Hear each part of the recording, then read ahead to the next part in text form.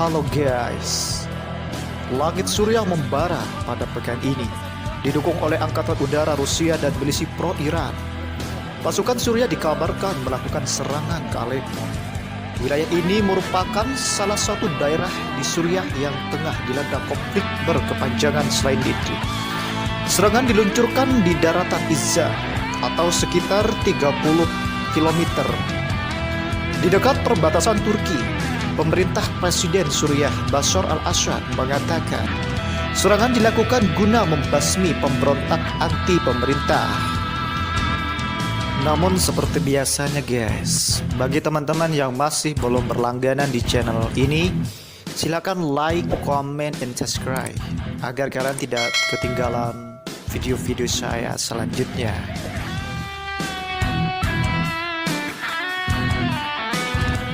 Sebagaimana dikutip dari Reuters, dalam siaran televisi lokal, serangan tersebut membuat Suriah bisa mengambil kendali penuh pada Aleppo, yang sebelumnya dijadikan markas kelompok anti-Assad. Meski demikian, dalam siaran langsungnya di televisi lokal, ia menegaskan konflik belum akan berakhir. Ini hanya awal dari kekalahan pasukan oposisi. Cepat atau lambat, katanya, sebagaimana yang dikutip oleh Bashar al-Assad. Saksi mata melaporkan serangan udara ini melupakan sejumlah warga sipil. 2 rumah sakit pun dikabarkan tertutup. Dari data PBB, sebanyak 875.000 warga Suriah, yang sebagian besar wanita dan anak-anak, sudah meninggalkan Aleppo dan Idlib sejak kondisi kembali memanas 1 Desember yang lalu. Juru bicara Amerika Serikat, David Vinson, mengatakan lebih dari 40.000 orang terlantar dalam 4 hari terakhir karena pertempuran sengit yang terjadi.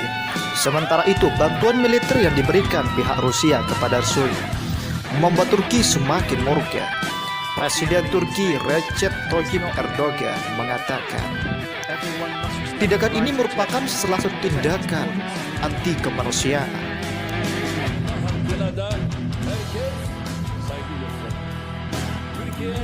Di dalam sebuah pernyataan, Erdogan juga mengatakan Rusia sama saja membantu pemusnahan massal di kawasan tersebut.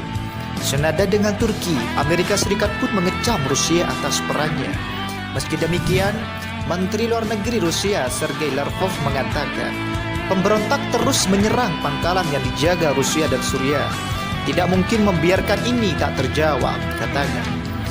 Sedangkan krisis di Suriah yang sudah terjadi sejak 2011 ini ditenggarai adanya teori konspirasi, yaitu rencana pembangunan pipa gas.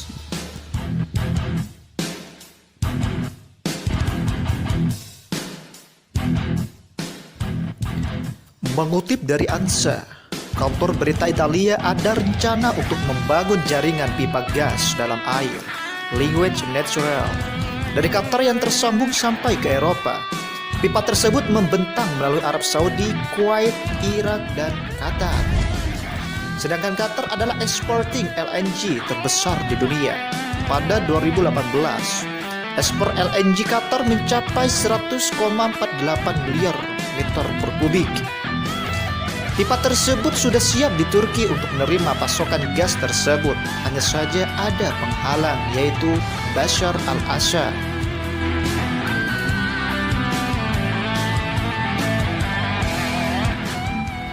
Sekitar pada tahun 2009, al-Assad menolak proposal dari Qatar karena menjaga kepentingan sekutunya Rusia.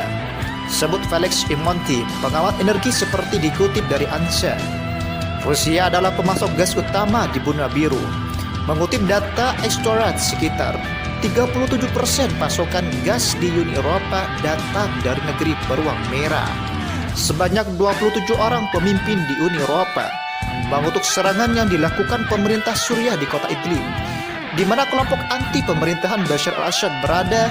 Mereka menganggap serangan yang didukung militer Rusia tersebut adalah bencana kemanusiaan. Serangan militer baru di Idlib oleh rezim Suriah dan para pendukungnya menyebabkan penderitaan manusia yang sangat besar. Tidak dapat diterima, kata Dewan Uni Eropa yang mewakili 27 negara anggota pada Jumat 20 Februari 2020. Dikutip dari AFP, Uni Eropa mendesak semua pihak dalam konflik untuk sepenuhnya menghormati kewajiban mereka di bawah hukum internasional dan hukum hak asasi manusia internasional, dan untuk memungkinkan akses kemanusiaan tanpa hambatan dan mengarahkan ke semua yang membutuhkan. Selama berminggu-minggu, salah satu drama kemanusiaan terburuk telah berlangsung. Saya ingin mengutuk dalam istilah terkuat serangan militer yang dilakukan selama beberapa minggu oleh rezim Bashar al-Assad terhadap penduduk sipil Idlib, kata Macron. Macron meminta Dewan Keamanan PBB, di mana Prancis adalah anggota tetap di sana, untuk bertanggung jawab apalagi Rusia dikatakan enggan melakukan gencatan senjata. Pekerja bantuan di Suriah mendesak serangan dihentikan dan bantuan internasional datang.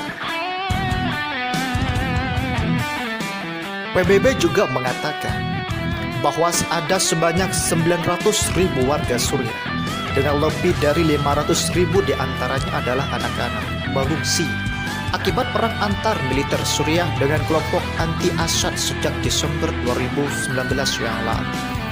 Angka tersebut 100.000 lebih dari yang dicatat PBB sebelumnya.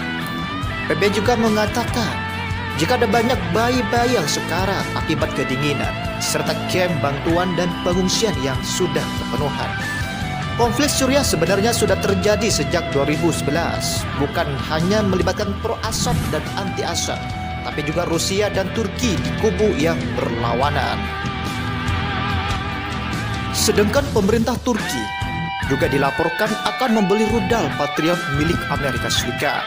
Rudal ini akan dipakai di wilayah perang di Laut Barat, Laut Merah. Pernyataan ini muncul setelah kematian 2 tentara Turki dan 5 tentara lainnya luka-luka akibat serangan udara pada Kamis. Menteri Pertahanan Turki, Hulusi Akar, mengatakan tak menutup kemungkinan negerinya menerima rudal pertahanan Amerika Serikat, terutama untuk melindungi pasukan negeri itu. Kami tidak memiliki niat untuk berhadapan dengan Rusia, katanya saat diwawancarai CNN Turki, sebagaimana dikutip oleh AFP Jumat 21 Februari 2020.